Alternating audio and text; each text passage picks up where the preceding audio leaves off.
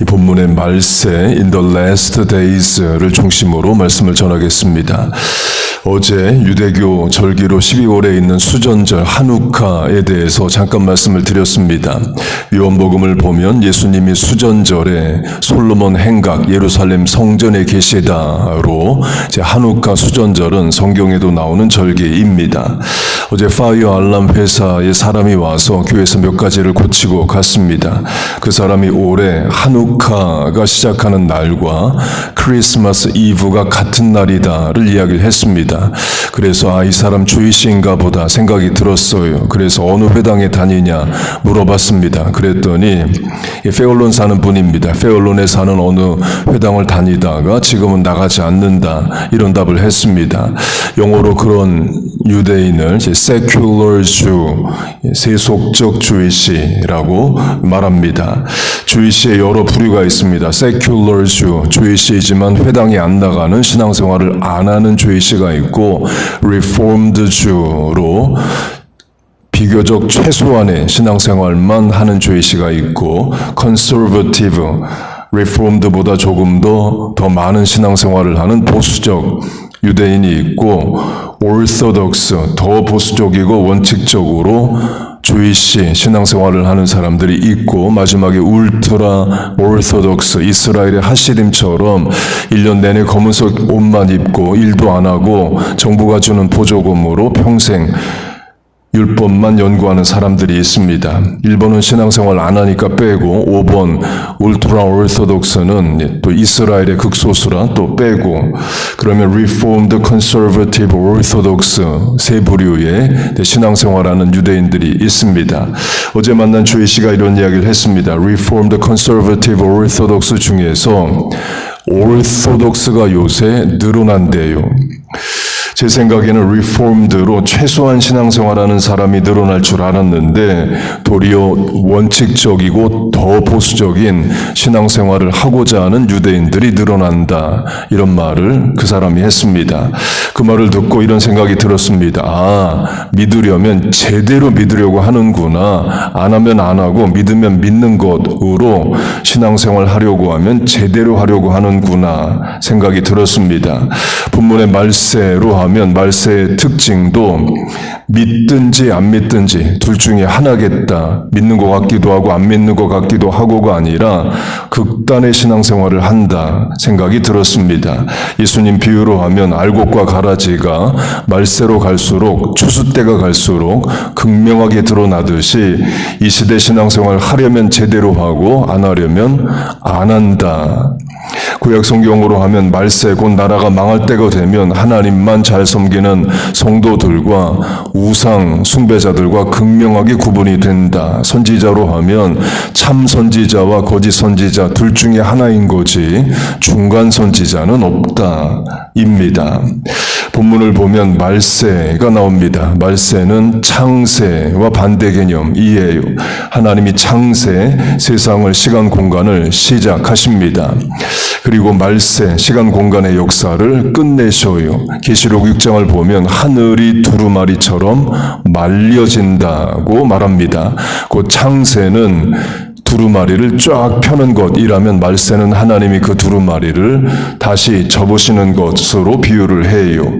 시작하신 하나님이 끝을 내신다입니다. 창세기는 하나님이 시작을 말한다면 계시록은 하나님의 끝을 말합니다. 그 지구 역사, 이 땅의 시간 공간 끝나는 날이 옵니다. 예수님의 재림으로 끝나요. 안식교가 말하듯이 이 땅이 천국이 되는 게 아닙니다. 계시록은 새 하늘과 새 땅이 도래한다 말합니다. 옛 땅, 옛 하늘, 곧 이 땅의 지구 역사는 사라집니다. 흔히 말세 그러면 예수님 재림 직전만 생각합니다. 그러나 신약 성경에서 말세는 헬라어로 복수형입니다. 영어 성경도 본문의 말세, 다른 본문의 말세 모두 in the last days로 복수형으로 번역을 합니다.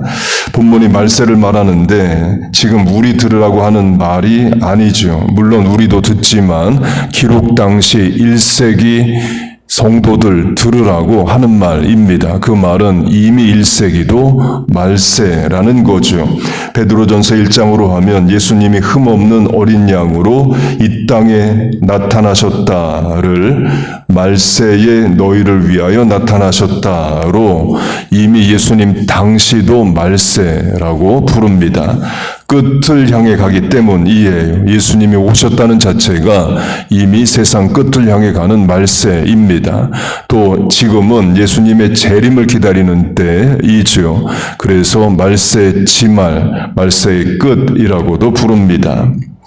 확대 적용하면 말세는 시기, 시간의 개념이기도 하지만 상황, 상태의 개념일 수도 있습니다. 천국으로 하면 천국이 영적 공간의 개념이기도 하지만 하나님의 통치로 하면 통치 개념이기도 해요.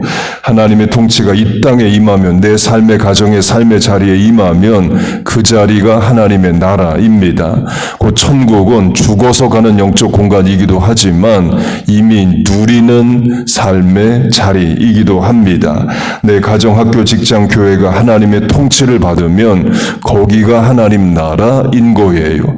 그래서 천국을 통치 개념으로 하면 우리가 이 땅에서도 하나님의 통치를 받는 천국의 삶을 살다가 죽어서 영원한 하나님의 통치를 받는 천국에 가는 겁니다.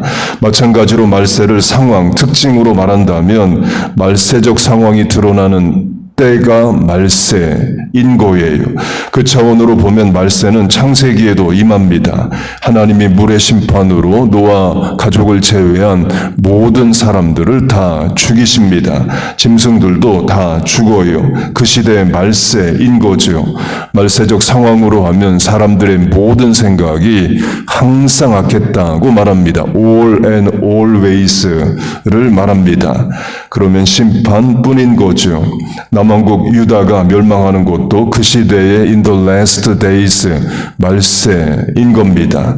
말세적 상황으로 하면 선지자들이 그렇게 우상 숭배하지 말라고 해도 우상 숭배합니다. 예레미야서로 하면 예루살렘 성에서 너는 외치라 한 명이라도 듣고 회개하면 심판을 면케하리라 하셨는데 결국 심판을 당합니다. 그 말은 한 명도 회개하지 않았다는 거죠. 그게 심판 때의 특징, 말세로 하면 말세의 특징입니다. 설교 시작에 강조한 것으로 하면 믿으려면 제대로 믿고 안 믿으면 아예 안 믿는 극단의 신앙이 드러나는 때입니다. 그렇게 남왕국 유다가 경고하시는데도 우상 숭배합니다. 그러면 심판뿐이죠. 성전이 무너지고 민족이 바벨론 포로로 끌려갑니다. 오늘도 마찬가지입니다. 한국이든 미국이든 무질서하고 혼란하고 하나님을 대적하는 문화, 법률, 제도들이 생겨나고 사람들이 예수를 믿지 않습니다. 그것도 말세인 거예요. 심지어 예수 안 믿는 세상 사람들도 요새 이루어지는 일들 보면 말세다 이런 말을 할 정도입니다. 예를 안 들어도 다 아십니다. 예수님이 말세의 징조로 난리와 난리, 전쟁과 전쟁의 소식이 끊이지 않는다라고 말씀을 하십니다. 그걸 이스라엘로 하면 작년부터 이스라엘에서 전쟁 소식이 끊이지가 않습니다. 가자지구와 전쟁하고 레바논과 전쟁하고 요르단과 전쟁하고 심지어 시리아와도 전쟁을 합니다. 지난주에 시리아 대통령이 러시아로 망명을 했습니다. 그 시리아 무정부 상태이에요. 그 틈을 타서 이스라엘이 시리아 땅 점령하겠다고 영토 일부 확장하겠다고 전쟁하고 있습니다. 그리고 이란과도 전쟁을 하니 많이 하죠. 작년과 올해처럼 이스라엘로부터 들려오는 전쟁 소식이 많았던 때가 없습니다. 보통은 욤키푸르 전쟁, 6.1 전쟁 이런 식으로 짧게 하고 끝나는 전쟁들인데 2년 넘게 전쟁을 합니다. 그것도 말세의 징조이에요. 이스라엘로부터 들려오는 전쟁 소식이 많습니다. 강조점은 말세가 복수형이면서 그 시대의 말세적 상황이 드러난다는 거예요. 그래서 예수님 재림 직전도 말세지만 성경시대 안에도 이미 말세란 단어가 쓰인다는 겁니다. 본문이 그 말세를 말해요. 디모데후서 3장을 보면 말세의 특징을 19가지라고 말합니다. 그 특징이 드러나면 그 개인 가정 공동체에 임한 말세입니다. 그 말세 특징 1번이 자기를 사랑하며 2번이 돈을 사랑하며 이에요. 본문의 말세의 재물을 쌓는다와도 연결이 되죠. 그리고 부모를 거역하는 것을 말세의 특징으로 말합니다. 자식이 부모를 거역합니다. 그러면 그 가정에 last days, 말세가 임한 거죠. 누가복음 15장의 탕자 비유로 하면 아들 둘이 있는데 한 명 나가서 살았는지 죽었는지 연락도 안 하고 있습니다. 그 가정의 말세인 겁니다. 그리고 감사하지 아니하며가 있습니다. 개인으로 적용하면 감사를 잃으면 그 개인에 임한 말세적 상황입니다. 하나님 원망하게 되고 불평하게 되고 삶이 피폐해지죠. 그리고 말세의 특징으로 절제하지 못하며가 있습니다. 절제를 안 하며가 아니라 못하며 이에요.